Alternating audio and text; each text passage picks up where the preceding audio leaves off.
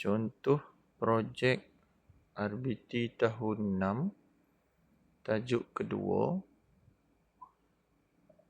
projek kipas pintar. Kipas akan bergerak sekiranya ultrasonic sensor mengesan objek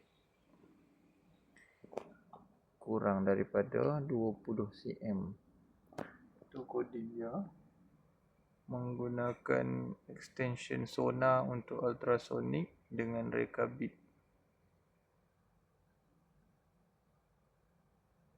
Ping trik saya letak P15, echo P16. Echo warna putih, trik warna kuning.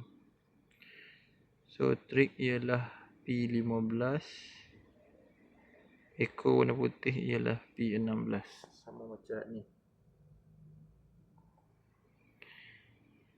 Okey, so on. Pada jarak kurang 20 cm, kipas akan berpusing. Tak ada halangan, kipas berhenti.